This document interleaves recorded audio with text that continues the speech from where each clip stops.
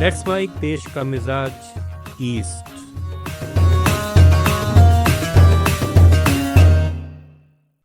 Let's mic देश का मिजाज और खबरें पूर्वी भारत से। राष्ट्रीय अपराध रिकॉर्ड ब्यूरो के ताज़ा आंकड़ों से पता चला है कि पश्चिम बंगाल में महिलाओं के खिलाफ अपराधों में मामूली कमी आई है, लेकिन राज्य अभी भी तेजाब हमलों में देश में सबसे ऊपर है। साल 2023 में राज्य में कुल 34,691 मामले दर्ज हुए, जो 2022 के 34,738 से थोड़े कम है, यानी करीब 0.1% की गिरावट। लेकिन तेजाब हमले के 57 मामले अकेले पश्चिम बंगाल से हैं, जो देश के कुल 207 मामलों का 27.5% है। पति या ससुराल वालों की क्रूरता के 19,698 मामले दर्ज हुए, जो पूरे देश में दूसरे नंबर पर है। अन्य अपराधों में अपहरण, बलात्कार और घरेलू हिंसा जैसे मामले भी बढ़े हैं। बिहार में मुख्यमंत्री नीतीश कुमार ने छात्रों को दी जाने वाली मुख्यमंत्री बालक बालिका छात्रवृत्ति योजना की राशि दोगुनी कर दी है। शिक्षा विभाग की ओर से इसे लेकर नोटिफिकेशन जारी किया गया है। अब कक्षा 1 से 4 तक के बच्चों को 1200, कक्षा 5 से 6 को 2400 और कक्षा 7 से 10 तक के छात्रों को 3600 रुपए मिलेंगे। यह फैसला विद्यार्थियों को पढ़ाई के प्रति प्रोत्साहित करने और आर्थिक सहयोग देने के लिए किया गया है। बिहार की फाइनल वोटर लिस्ट पर महागठबंधन ने गंभीर सवाल उठाए हैं। भाकपा माले के महासचिव दीपंकर भट्टाचार्य ने आरोप लगाया कि बड़ी संख्या में महिलाओं के नाम मतदाता सूची से हटा दिए गए हैं, जबकि न तो पलायन हुआ है और न ही इतनी मौतें हुई हैं। उन्होंने कहा कि लिंगानुपात जनवरी 2025 में 914 था, जो घटकर 892 हो गया है।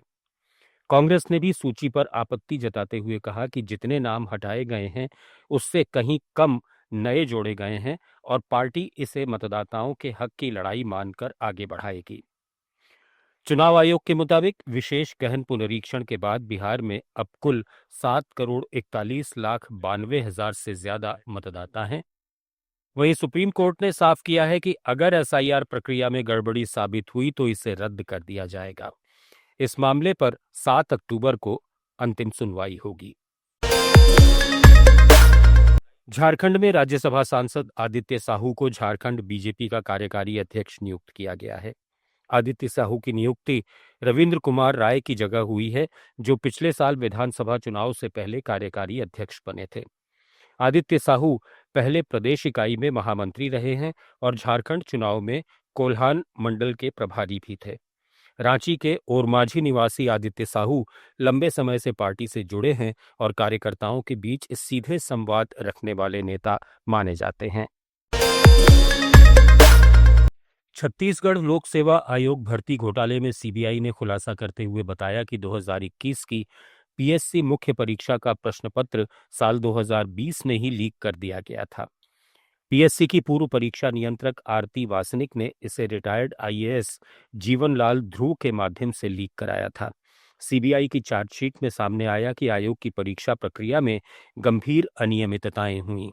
तत्कालीन अध्यक्ष टामन सिंह सोनवानी के परिवार के सदस्य इंटरव्यू में शामिल नहीं होने के बावजूद चयन सूची में शामिल किए गए।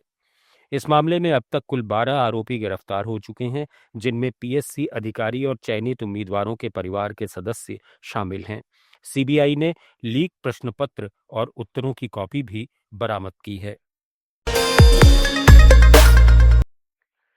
छत्तीसगढ़ के बीजापुर जिले में आत्मसमर्पण समारोह में 103 नक्सलियों ने समर्पण किया।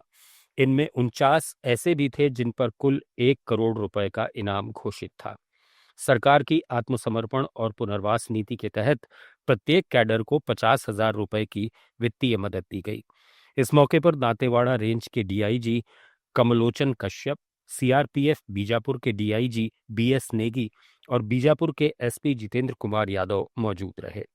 एसपी यादव ने कहा कि ये योजना माओवादी कैडरों और उनके परिवारों को मुख्य धारा में लौटने का अवसर देती है।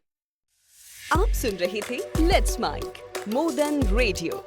फॉलो कीजिए हमें हमारे सोशल मीडिया प्लेटफॉर्म्स पर।